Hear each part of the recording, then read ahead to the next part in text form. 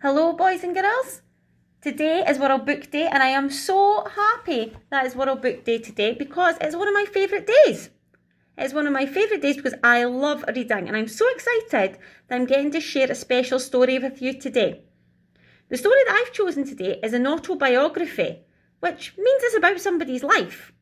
And the person that I've chosen today is actually quite relevant to what's happening in the world. The story that I've chosen today is the life of Captain Tom Muir. And maybe you've heard about him. And I'm going to tell you a little bit more about his life. On a bright April morning, a 99-year-old man stood outside his house and held on to his walking frame. His name was Captain Tom Muir, and he'd pledged to walk 100 lengths of his garden in time for his 100th birthday to raise money for the doctors and nurses risking their lives to save others. Tom took a deep breath. He knew this wasn't going to be easy, but he told himself one of many important things he'd learned during his long life. The first step is always the hardest, but unless you take that first step, you'll never finish. Tom grew up in a small town called Cayley in Yorkshire. His dad built houses and his mum was a teacher. Even though most boys avoided the kitchen in those days, Tom loved spending hours cooking with his mum. Enormous cakes with coloured icing, thick crusted pies and fancy three-course meals. She taught him that it didn't matter who you are, you can do and be anything that you want to be. When he wasn't in the kitchen, Tom was outside playing with his dog Billy. They went everywhere together on adventures. They went in the garden and exploring the town. But best of all, they loved running wild and free on the Yorkshire moors. Billy was named after Tom's favourite uncle, who raced motorbikes and taught Tom how to ride. At night, Tom would lie in his bed, remembering the roar of the engine and the feeling of freedom he felt as the wheels spun beneath him. One day, he said to himself, I'll have a motorbike of my own. Tom worked hard at school. In lessons, he was quiet and well behaved, and he got on well with his teachers and classmates. But he sometimes broke the rules. When he was 12, Tom bought his first motorbike, and he rode it everywhere he could. He would even ride it to school so that he could use it at lunchtimes. Oh no. And Tom's motorbike wasn't the only thing he would sneak into school. No way. Sometimes he would even sneak in his dog, Billy.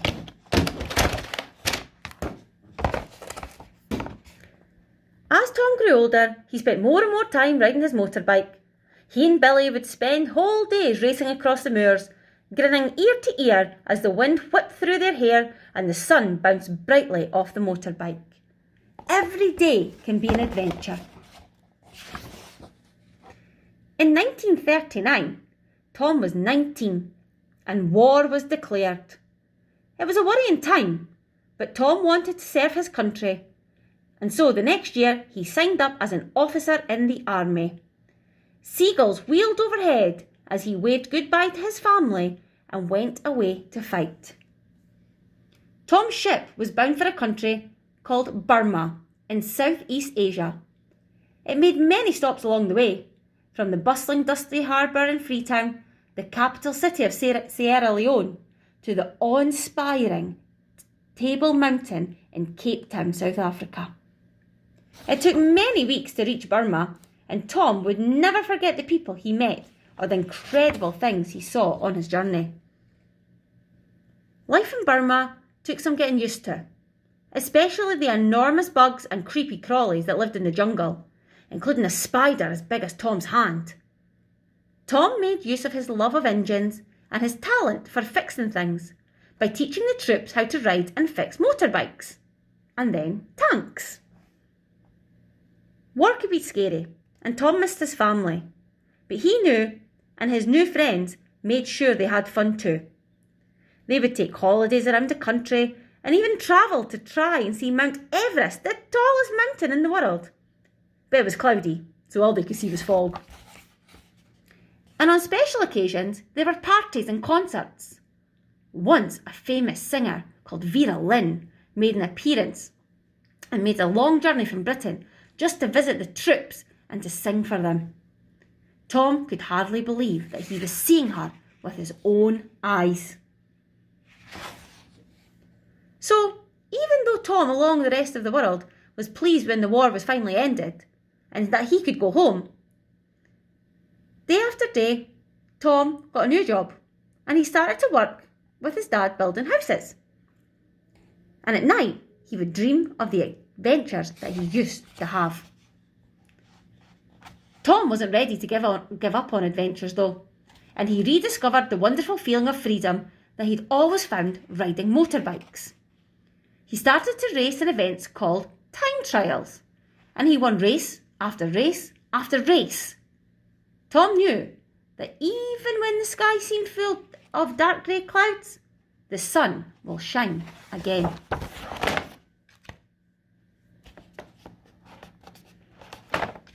I'm struggling to turn open my page. And the greatest adventure of Tom's life began when he met Pamela. He thought she was the most beautiful person he had ever seen and made excuses to travel the great distance between their hometowns just to see her. And before long, he fell deeply in love. After Tom and Pamela got married, they had two little girls, Lucy and Hannah. They taught the girls about cooking and about fixing engines. Hannah was the smallest, so her job was to change the oil in the car. Tom had never forgotten the lesson his mother had taught him. No matter who you are, you can do anything and be anything that you want. As the years went by, Tom and Pamela's family grew and grew and grew. Lucy and Hannah had children of their own. There was Colin and Benji and Georgia and Charlie and Max and Thomas. And over the years, Tom made sure that the family had lots of adventures, and their days were filled with laughter and mischief. And the dogs made even more mischief than anyone. But, sadly, when Pamela was 63 years old, she got sick, and 8 days later, she passed away. Without Pamela, Tom was very, very sad. But he surrounded himself with his family, and they helped him to find happy days again. In fact, these years were the happiest years in his life so far. His family showed Tom that at the end of the storm, there's a golden sky. They certainly kept him busy for fixing things. He kept an eye on the garden, even though things didn't always go to plan. And he made sure that he would go off on the odd adventure. Oh, my lights have went out. Like, he travelled to Everest so that he could finally see it with his own eyes. It was a very long journey for a 99-year-old, and Tom could hardly believe it when he saw Everest at last, the mountain rising bold and majestic ahead of him. It took his breath away, and Tom said, "It's never too late for one more adventure." So when a dangerous disease swept around the world, Tom knew that he had to do something to help others, just as his family had helped him. And together they had an idea to raise some money. By walking 100 lengths of his garden in time for his 100th birthday. Every day, Tom went out into the garden and slowly but surely walked step after step after step. And before he knew it, the whole world was watching him. Because one step has the power to inspire 100 more. Tom couldn't believe how many cards arrived for his 100th birthday. As he read the outpouring of love and admiration, he thought about all the people who had written to him and what he would say in reply. For all those finding it difficult, the sun will shine on you again and the clouds will go away. Remember that tomorrow will be a good day. And here's a true fact.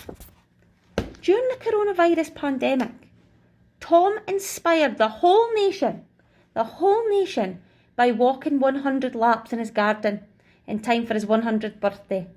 And he raised nearly £40 million for charity and provided a voice of hope during a really dark time. So boys and girls, that is the story that I've shared with you today. It is 100 Steps, an autobiography for a really, truly inspirational man. I hope you enjoyed that as much as I did.